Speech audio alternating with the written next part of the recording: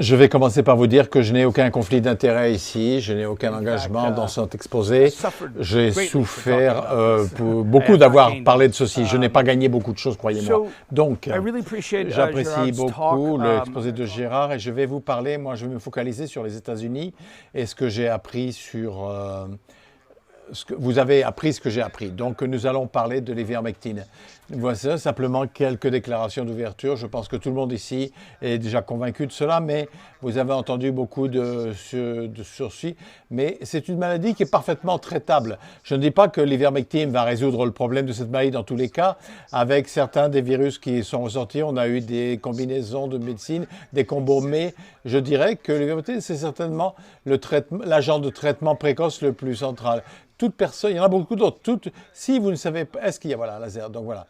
Voici, ça c'est un tracé Forest. Vous combinez toutes les études pour un médicament, ça s'appelle une méta-analyse. On a une estimation de l'effet du traitement. Et certaines de ces études ici, il n'y a que quelques études, regardez ici. Mais lorsque vous voyez ceci, c'est ce qui favorise le traitement et la phase contrôlée. Regardez, il y a pratiquement 30 au plus de composés qui se sont montrés efficaces dans le traitement. Mais la chose la plus importante sur cette diapo ici, c'est que regardez les États-Unis, regardons la seule chose approuvée pour le traitement du Covid-19. Vous reconnaissez ici le thème ici? Regardez. Ça, c'est complètement absurde. Ça, c'est totalement absurde. C'est ce qui tue des gens. Ici, vous avez des choses comme la vitamine D. La vitamine D, nous savons que ça protège. Donc, le gouvernement ne recommande pas l'utilisation de la vitamine D comme étant simple et sûr. Si j'avais été le chef médical, j'aurais commencé une campagne à vérifier au niveau de vitamine D et vérifier. Et donc, aux États-Unis, on sait entre 60 et 90% de la population a des carences en vitamine D. On a un des plus hauts taux de mortalité du monde en Covid. Regardez ces obscénités ici. Ça aide bien que tu es à peine testé. Celui-ci ne marche pas. Celui-là ne marche pas. Ça, ce sont des fraudes. C'est extrêmement triste de voir ça aux États-Unis. Voici quelques-uns des groupes et des protocoles. Et donc, j'ai un protocole. Moi, c'est notre site internet de notre organisation. Voici nos collègues avec une autre organisation. Et ces médecins, des chirurgiens, de ce qui les rend uniques. Donc, ils sont là depuis les années 40. Et leur principe de fondation, c'est de prendre aucun argent de l'industrie pharmaceutique. C'est la seule société professionnelle aux États-Unis qui a sorti un protocole de traitement. Vous connaissez peut-être ceci. Nous avons première ligne, deuxième ligne, combinaison d'hydroxychloroquine. Et on a également ceux de médecine disponibles, vous savez. Donc, on veut donner une responsabilité aux citoyens pour sauver leur vie. Parce que si vous regardez les médicaments hors prescription, il y en a beaucoup. Donc, bien sûr, ils sont soumis à la quantité, les preuves qui montrent qu'en fait, ceci est contrôlé par l'industrie pharmaceutique, particulièrement aux États-Unis, même si les pays occidentaux, je n'ai pas vu beaucoup de comportements différents malheureusement, mais ça a été bien décrit dans ce cas. Et donc ce contrôle exercé pendant le Covid a coûté des centaines de milliers de vies. Donc, c'est-à-dire qu'on a 900 000 morts aux États-Unis par la Covid. Si les traitements précoces avaient été adoptés avec suffisamment d'efficacité, on aurait pu sauver 700 000 vies. Simplement, mais globalement, c'est incalculable. Donc, tout le monde connaît l'ivermectine. C'est l'un des médicaments les plus anciens connus. Donc, ça transforme le système de santé d'une bonne portion des gens en éradiquant des maladies extrêmement graves. Et voici ce que nous avons en face de nous. D'abord, ce que j'appelle la grosse science. Mais aujourd'hui, les agences et les industries pharmaceutiques et les journaux médicaux, les magazines médicaux, ont tout un système, tous les docteurs qui croient que la seule chose qui est importante, c'est ça. D'accord ? Les études cliniques randomisées, c'est ça. Et je veux vous dire qu'ils ignorent tout type de preuves. Les séries de cas, donc, dans les épreuves, ça ne marche pas. Vous pouvez faire les meilleures études cliniques d'observation, personne ne s'en occupe. Ils les rejettent. Ils ne veulent que de porter attention à ceci. Et donc, en conséquence, c'est ce que j'appelle la grosse science, parce que c'est la seule chose qui peut nous dire la vérité. Ils nous disent que la seule chose qui peut déterminer la vérité, c'est une grande étude randomisée. Donc, qui va contrôler ces études? Ceux qui ont beaucoup d'argent. et donc les grands groupes pharmaceutiques. Et aux États-Unis, l'Institut national de la santé finance énormément de recherche. Et devinez qui contrôle l'Office national de la santé? C'est les pharma. Donc, qu'est-ce qu'il faut étudier? Comment l'étudier?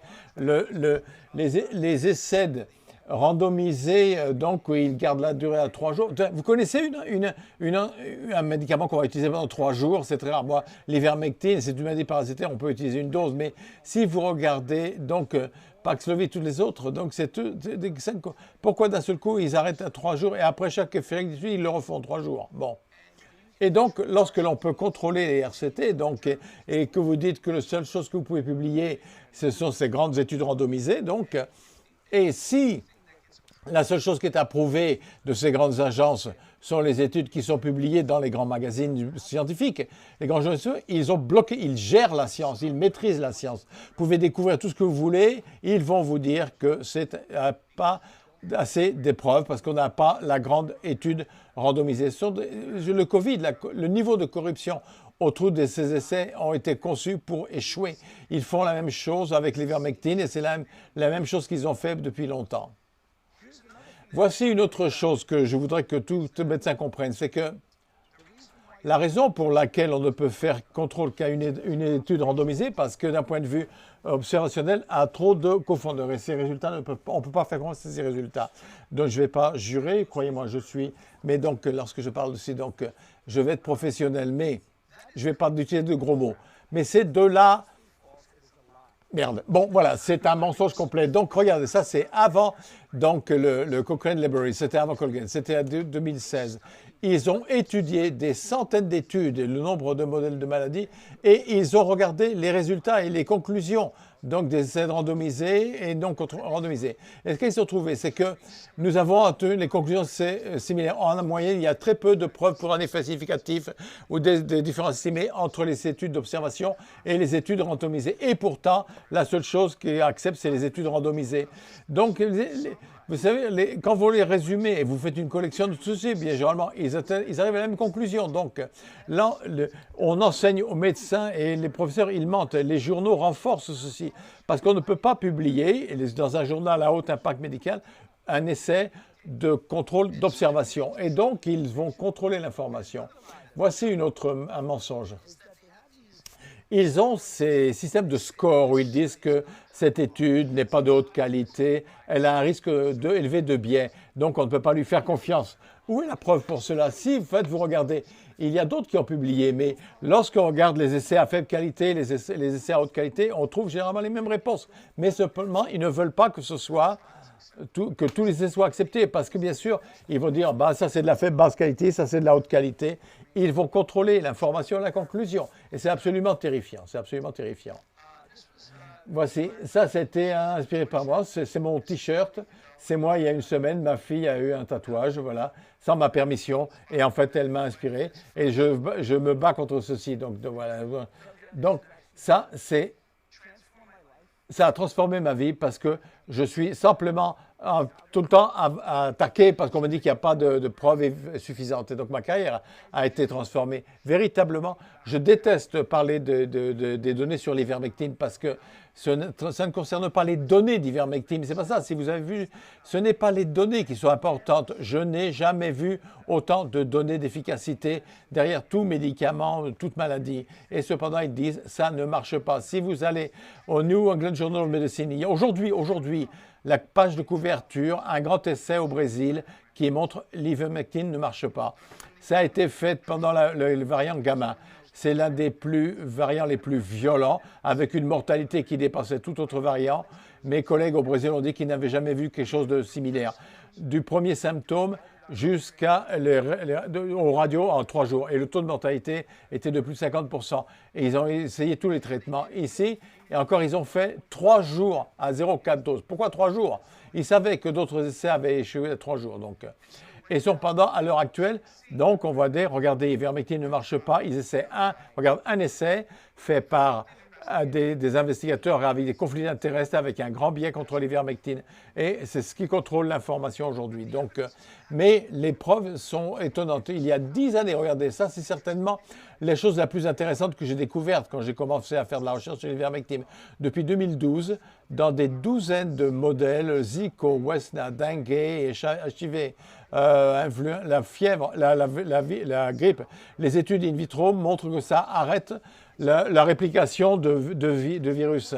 Donc, bien sûr, on montre que ça a été découvert. Et lorsqu'on regardait les modèles sur animaux, les pharmacologues ont dit que c'était la plus sûre médicament qu'on ait jamais eu. C'est mieux que l'aspirine, c'est plus sûr que d'autres. Et vous avez entendu de Gérard, quelques-uns des séries de cas d'expériences cliniques dans les EHPAD. Par exemple, si vous regardez ici, donc on est maintenant à 80. Et maintenant, on voit que et ces cliniques, bon, bien sûr. Et vous avez le ministère de la Santé, donc les résultats qu'ils ont vus étaient absolument étonnants. Je vais vous montrer. Regardez ici. Voici le tracé Forest. Regardez ici. Donc, ça, c'est les essais en traitement précoce. Et vous voyez que non seulement, tout n'atteste pas tout une signification statistiquement significatif, mais on peut les combiner ici. Vous voyez ici, vous voyez un signal d'avantage très fort. Donc, on dit que ceci ne marche pas sur cet essai aujourd'hui. Mais regardez, ceci montre que 18% de réduction de décès. Mais vous savez ce qu'ils ont fait pour le système de santé? Ils vous tuent avec la valeur P. La valeur P qui n'était pas statistiquement significative, ça veut dire que ça ne marche pas. Donc, ce sont des mensonges absurdes. Et je vais vous dire que beaucoup de médecins, beaucoup d'étudiants en médecine croient à cela. Voici, à partir d'hier, donc, si par exemple c'est tracé Forest, vous allez sur le site internet tout à fait intéressant, ils ont toutes les données sur beaucoup de dizaines de médicaments. C'est un répertoire d'informations. Regardez, 81 études, 128 000, presque 129 000 patients. Regardez, mortalité, ventilation, urgence, récupération. Et il y a eu tellement d'attaques sur beaucoup d'études, parce que ça fait partie. Et ils vous disent, non, non, ne croyez pas que cette étude. Donc, ce groupe, en fait, ils ont dit, très bien, vous voulez qu'on enlève cette étude? Donc, on a enlevé 20 études. Ils ont dit, regardez, le ciel de mortalité augmente. Ils ont enlevé l'étude sur la ventilation. Et donc, très bien, tout. Et ça ne change pas les résultats sur la base des diapos que je vous ai présentés.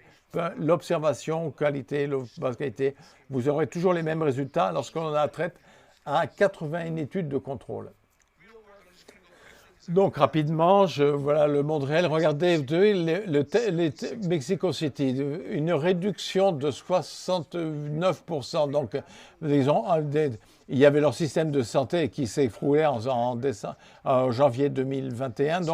Et donc, ils ont commencé un programme avec 250 unités mobiles ils ont traité et ils ont fait des études avec une autre cohorte qui ne prenait pas de médicaments. Ils ont vu 68% de réduction des hospitalisations avec des traitements précoces. La Misiones Argentina ici donnait 0,6 mg par kilo pendant 5 jours, qui est une bonne dose suffisante en fait. C'est l'une des plus doses qu'on verra. Et ils l'ont fait pendant 5 jours et ils voulaient aider les gens. Et donc, 88% de réduction des décès. La Pampa Argentina, même chose, c'est 66% de moins de chances de décès. C'est exactement que l'étude de IH. Simplement, donc, les médecins, ils savaient, Didier Raoult savait, et il a commencé un programme précoce. Vous avez besoin de 81 études pour savoir ça, donc peu importe, les données sont sans importance. Moi, je suis ici, je vais faire cet exposé, les gens vont m'écouter, des gens vont m'écouter ailleurs, mais lorsque l'on parle à qui a le contrôle du système de santé, peu importe, ça ne va pas les déplacer, les faire bouger. Et celle-ci est tout à fait étonnante. Lucy, Kerry, Khaled Vianney, ça c'est des gens, des conseillers de FLCC et partenaires. Donc ils ont fait cette étude où ils ont en fait, ça c'était sur 158 000 patients avec 133 000 de participants prophylactiques sans traitement. Et ces résultats, en fait, s'ils étaient rentrés à l'hôpital, ils ne seraient pas traités à l'ivermectine.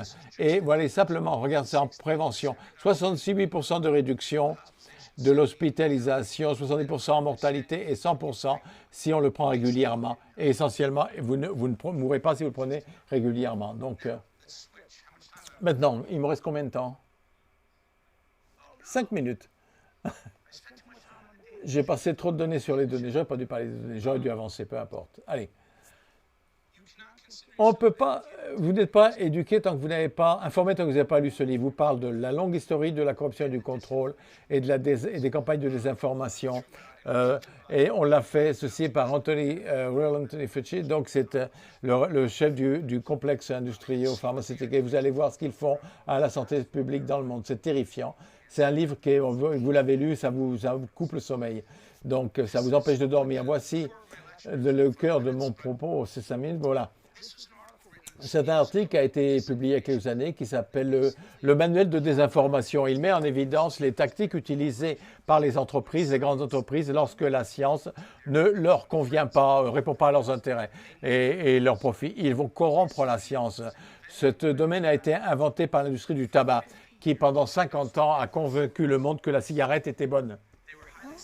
Hein, ils ont bien réussi, donc bien sûr, mais maintenant, beaucoup de gens continuent à fumer. Néanmoins, donc voici les...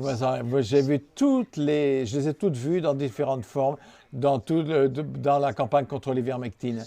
Et donc, c'est l'un des plus grands. Beaucoup d'investigateurs ne pouvaient pas voir les études publiées dans les grands journaux. Et la seule chose qu'on voyait publier, ce sont des méthodologies faussées avec des journaux à haut impact. Ils peuvent littéralement influencer, manipuler ce que les gens croient ou font. Et en temps moderne, depuis cet article, il y a beaucoup d'influence pour les médias, et notamment sur les médias sociaux. Pourquoi est-ce que quelqu'un souhaite attaquer l'ivermectine? Pourquoi? On parle ici d'un marché en des centaines de milliards de dollars. Donc ils savent que l'ivermectine, si son efficacité était connue, c'est les vaccins. Avec le début de cette pandémie, dans les exercices de simulation, et c'est dit par Bobby Kennedy, il savait que la chose principale, s'il lançait une campagne de vaccination globale, il devait attaquer les choses qui évitent le vaccin. Et donc, ce qui était disponible, bien sûr, et efficace, allait disséminer le vaccin. Et également, tous les profits de leurs nouvelles toxines à peine testées. Lorsque je parle de ces 80 essais, vous savez combien il a fallu de temps pour approuver ceci? Un Malnopiravir, une ou deux, parce qu'il y a eu ça. Et cependant, c'est toujours approuvé Remdesivir. Donc, une fois que c'est un composé à haut profit pharmaceutique, vous avez 80 et vous n'êtes toujours pas... voilà. Donc, voici quelques-uns des exemples. Et voilà ce que j'ai observé avec l'ivermectine. Plusieurs attaques médias, des bulletins de santé, oui, les agences de santé en disant au docteur de ne pas utiliser ce médicament. Et donc, ça vous dit que l'industrie pharmaceutique contrôle ces agences. Les politiques qui viennent de ces agences sont totalement en accord avec les intérêts de l'industrie pharmaceutique. Et comme je l'ai dit, donc je vais faire cette présentation samedi. Je vais me concentrer sur l'un des plus grands la plus grande forte tactique. Lorsqu'ils ont capturé Andrew Hill, ils ont saisi les preuves et ils ont attaqué les preuves. Et là, donc, il y a beaucoup de corruption qui s'est passée à l'OMS. Voici donc une revue totalement fraudeuse, aberrante. Et donc, la seule analyse mène que donc ils ont rejeté la moitié des bases et de preuves. Donc vous avez compris. Donc, mais ce que je dis concernant le Covid, c'est je vois un certain nombre de choses. Le monde est devenu fou. Et également, le monde est devenu fou, et est devenu fou pour deux raisons seulement en temps moderne. D'abord, on a une propagande mondiale et une censure mondiale, particulièrement dans les journaux. Et ça, c'est une des raisons pour laquelle cette Trusted News Initiative, les plus grandes organisations de journalisme au monde se sont regroupées, ont décidé, attendez, vous allez voir, les journalistes ont décidé qu'ils devaient contrôler et restreindre l'information. Des journalistes. Je n'ai pas d'adjectif pour ça. Donc, c'est une obscénité. Donc, ils ont dit au monde, on a besoin de vous protéger d'une mauvaise information parce que vous n'avez pas le jugement, la capacité à comprendre ce qui est bon ou mauvais. On va vous aider. Voilà, on va trier l'information. Et donc, 1 milliard de dollars passés dans les lois, donnés aux organisations de médias, vous savez pourquoi? Pour attaquer les anti-vaccins. Tout rapport d'affaires indésirable a été bloqué. Ils ont dit que c'était efficace quand ça ne l'était pas. Ça ne concerne pas les vaccins, mais cet argent était sur les vaccins. Et donc, ils contrôlent les médias. Donc les médias sociaux. Donc, ils ont mis dans leur recommandation, vous n'êtes pas autorisé à parler de l'efficacité de l'hydroxychloroquine, de l'ivermectine. Mais tout c'est là. C'est là. C'est devant vous. C'est pas caché. Et bien sûr, Donc simplement pour une minorité distincte. Est-ce que quelqu'un peut me dire pourquoi un philanthrope connu qui s'intéresse à améliorer la santé mondiale, donc avec la seule utilisation des vaccins, ce qui est étonnant, mais pourquoi est-ce qu'il a besoin de donner 319 millions de dollars à des compagnies médias privées et donc des radios, donc très bien, donc ils donnent des monnaies à des radios publiques. Pourquoi est-ce qu'ils donnent de l'argent au Monde et au Guardian? Et regardez, l'argent il a donné au Guardian. Au fait, si vous voulez regarder l'article sur l'ivermectine, allez au Guardian, regardez l'ivermectine. Vous allez voir, ils ont vraiment des pièces intéressantes. Même chez avec Fauci, ce type a perdu son travail parce qu'il avait une couverture négative de Fauci. Et ici, si quelqu'un connaît ceci, c'est l'une des plus grandes études. Ils ont utilisé 70 travailleurs de santé dans l'Uttar Pradesh pour donner des traitements à des enfants, tester tout le monde avec des mises en quarantaine et ils ont atteint 0 morts en septembre. Ça, c'était avant que les antivaccins étaient là. Que s'est-il passé? Ça, c'était les seules mentions dans 2 journaux, en India Today et Hindustan Times, donc qui remerciait le président de l'Uttar Pradesh. Qu'est-ce qui manquait dans les 2 articles? L'ivermectine n'était mentionné. Ils n'ont pas mentionné les traitements à l'ivermectine. Ils ont dit que c'était de la quarantaine et de la surveillance, les cas contacts. Mais c'est pas subtil, regardez. Donc, aucun autre journal n'en a parlé. Et je vais donner à d'autres périodes, d'autres temps. Si un ministère de la Santé avait réussi à faire ce qu'ils avaient fait, ça aurait dû être la première page dans le monde entier. Donc, mais on aurait ceci. Donc, ils ont arrêté la pandémie. Regardez, ceci était pendant la vague Delta, quand tous les travailleurs migrants sont revenus à l'Uttar Pradesh. Bon, vous connaissez donc mon témoignage. Et on a un petit succès. Il a fallu réviser les recommandations de traitement après mon témoignage. On leur a présenté à NH et ils ont fait une recommandation. N'utilisez pas hors des essais cliniques. Et ils ont changé. Ils ont dit il n'y a pas assez de preuves pour recommander ou pas. Vous vous rappelez, pas assez de preuves.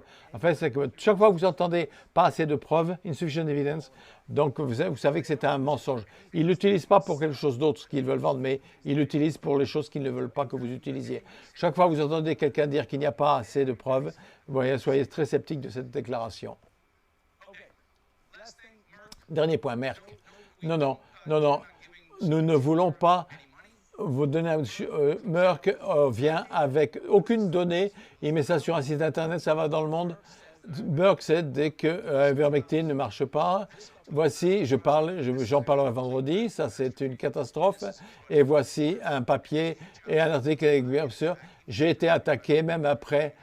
Donc regardez, j'ai fait une présentation à Paris ce week-end, mais elle a été attaquée, et maintenant, Dr Kadejani, lui, il a eu ceci. Donc, le pire violation d'éthique médicale pour une étude qu'il a faite. En fait, il est accusé de crime contre l'humanité. Donc, et ensuite, vous voyez beaucoup de rapports de médias qui essaient de manipuler de la propagande. Et ça ne marque que dans les pays. Donc, vous avez et avec mon organisation, on est bloqué de Facebook, et donc voici, c'est certainement le plus...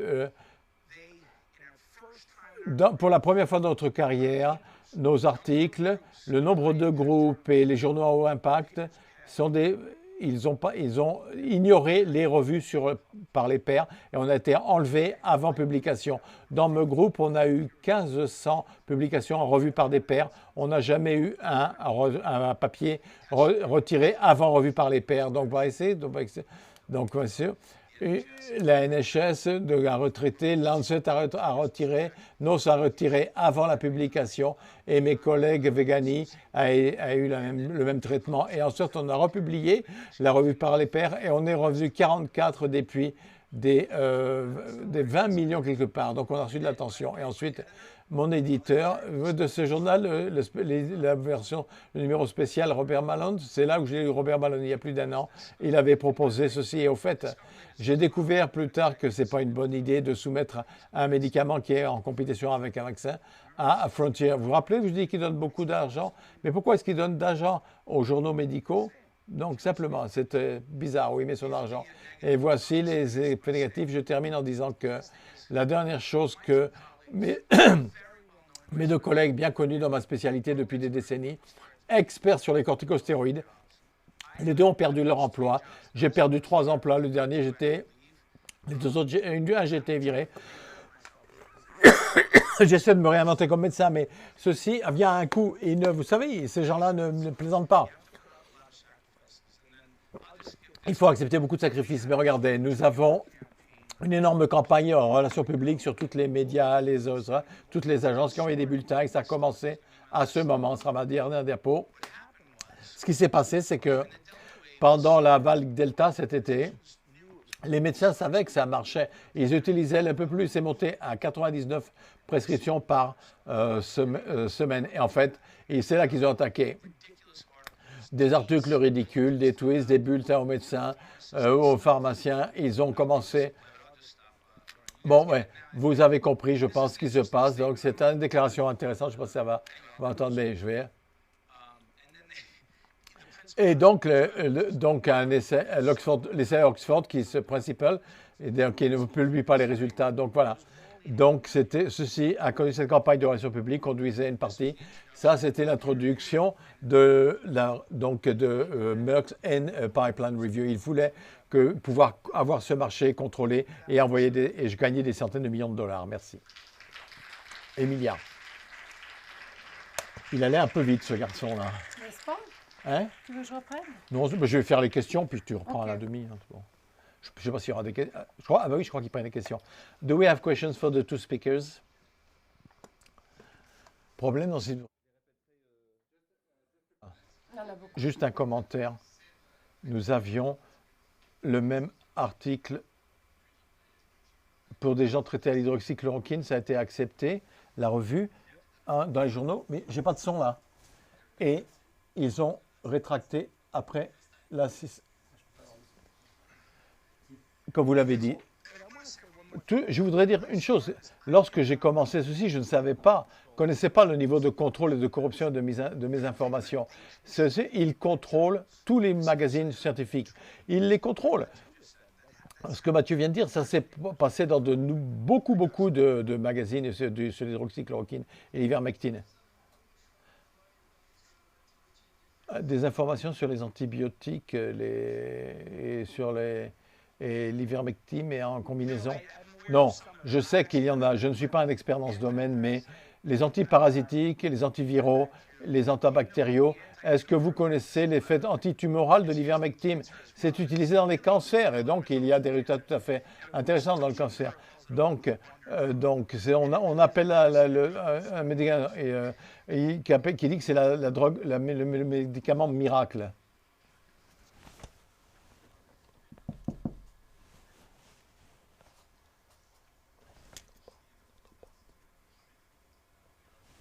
On n'entend pas, lui. Qu'est-ce qui se passe là?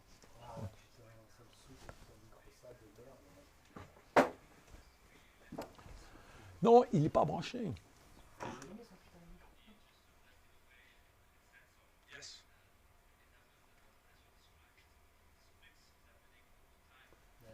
On ne pouvait pas voir la vérité. Donc, putain, il passe un micro fermé, lui, c'est pas possible. Putain, mais, donc, est-ce que vous voyez des façons de faire passer votre message, de donner à la population? Est-ce que vous avez des stratégies, des idées pour combattre cette quantité de corruption, Nous n'avons pas de stratégie qui sera à 100% réussie, mais je pense qu'en tant qu'organisation, on a fait tout ce qu'on pouvait, on a utilisé toutes les plateformes, tout ce qu'on peut faire, mais je pense qu'on a fait passer le message, mais l'autre côté est tellement énorme, ils sont tellement puissants, ils ont tellement d'argent, et ils contrôlent les médias d'information, la dissémination d'informations. Donc je ne sais pas. Donc ils apparaissent et moralement et éthiquement, je suis obligé de continuer à parler de cela, parce que de continuer à en parler. J'ai besoin que vous soyez tous conscients de cela. Une des choses qui a été mentionnée par Bobby Kennedy, ça a été traduit en plusieurs langues, mais c'est un des documents qui se vend très bien aux États-Unis. Donc le New York Times, qui a la liste New York Times Bestsellers, elle n'est pas sur la New York Times best-seller. Ils ne veulent pas que les gens le sachent. Micro.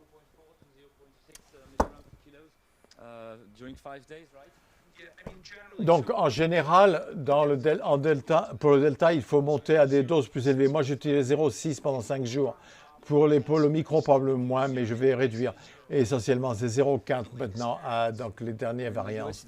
Et aux États-Unis, c'est pas un médicament disponible hors prescription. On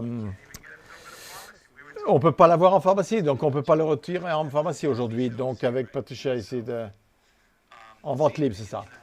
Même chose aux États-Unis. Il y a beaucoup de similitudes entre les deux pays. Et ils font peur aux pharmaciens pour dire que ce n'est pas un médicament valide et ça peut faire du mal aux patients. La sécurité de l'ivermectine est sans parallèle. Si vous regardez les décennies d'utilisation, même pour le Covid, sa sécurité, son profil de sécurité, les effets indésirables sont mineurs et transitoires. Il n'y a pas eu un décès prouvé de l'ivermectine dans son historique.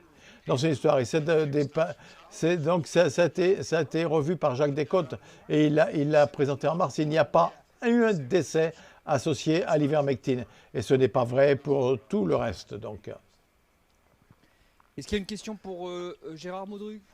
Do you have questions to Gérard Modru?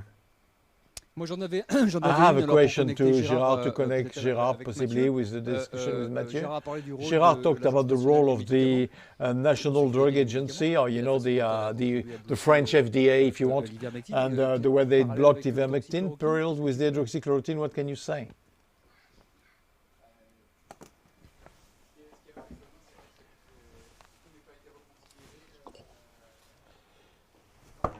Mais il ne s'est pas passé un micro, lui, c'est pas possible, ça. Une vraie question qu'on peut se poser, je pense, pour the real question we can ask for ivermectin is the reason is to say, okay, well, the publication of Lancet, well, there is an observational studies. You know, observational studies are not published in the high impact factor journal, but it's Lancet. It's observational, it's data, it is retracted. Well, the observationals have not been taken in the groups published.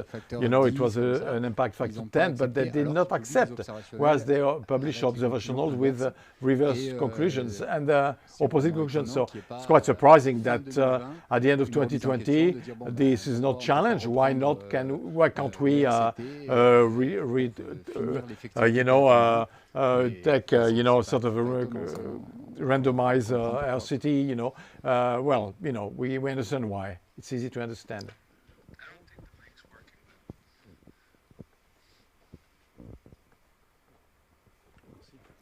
Oui, dans une précédente présentation, Gérard nous avait, je crois, dit qu'il y avait une étude en double aveugle qui se préparait au Japon sur l'ivermectine, notamment dans l'université du prix Nobel qui avait inventé le produit. Est-ce qu'il a plus d'informations là-dessus? Est-ce que l'étude est terminée?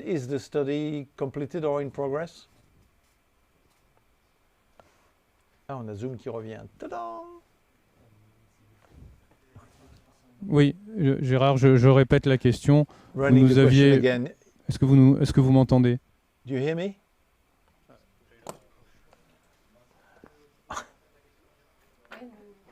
Hein? Ah non, il n'est même pas Julien.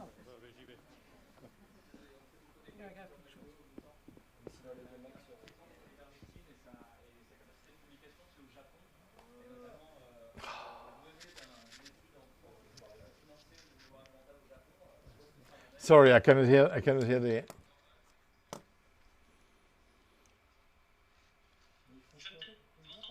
Can you hear me? Yes, okay. Well, yes, indeed.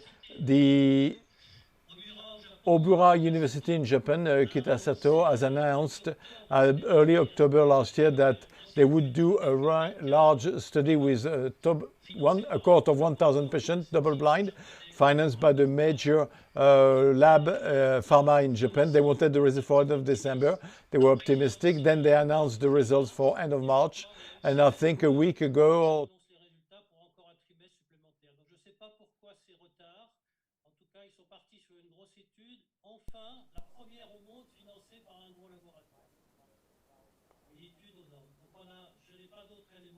On pourrait peut-être demander à Omura. Intéressant que tous ces scandales à répétition, en fait, que ce soit pour l'ivermectine, l'hydroxychloroquine, mais avant pour d'autres molécules, en fait, soulignent le processus de création du savoir des questions épistémologiques qui sont soulevées autour de comment est-ce qu'on arrive à ce qu'un savoir finalement prenne sa place et se sédimente dans l'édifice de la science, avec aujourd'hui un problème dont on peut mener des études, effectivement. Pierre l'a décrit, il y a une préemption des grosses études et des gros essais randomisés par l'argent, parce que finalement les complexités techniques, méthodologiques et organisationnelles font que vous devez avoir de gros fonds pour pouvoir les mener. Donc un petit service aurait une très bonne idée, on ne pourrait jamais le mettre en place. Donc finalement, il y a vraiment un hold-up de la capacité même à créer le savoir. Et ensuite, il y a la question de la vectorisation du savoir, c'est-à-dire la publication dans les revues à comité de lecture scientifiques avec des impact factors suffisants. Vous avez vu qu'on est obligé de publier au Nigeria, c'est ça, pour certaines études, pour arriver à dire des choses. Et ensuite, il y a la question de la presse grand média, qui finalement aujourd'hui se fait le relais direct de l'industrie pharmaceutique. Ça a été souligné par un rapport de la Commission européenne sur la corruption en santé en 2014, qui a souligné finalement qu'aujourd'hui, la presse scientifique comme la presse grand public était le prolongement des agences marketing des industries pharmaceutiques. Et donc vous avez eu des annonces sur le Paxlovid, alors que le ritonavir est de la merde, que tout le monde le sait, qu'on a déjà vu que ça avait plein d'effets secondaires, etc. Donc un des éléments du Paxlovid qu'on connaît par cœur et qui est un mauvais médicament. Et donc on le savait déjà, même avant qu'ils mènent leur essai. L'essai n'était pas terminé, qu'il y avait déjà des annonces marketing dans les revues grand public. Okay. Je sais, on doit s'arrêter pour écouter maintenant Peter McCullough, dont on a la connexion. Là. Thanks a lot, Pierre. Gérard, merci beaucoup.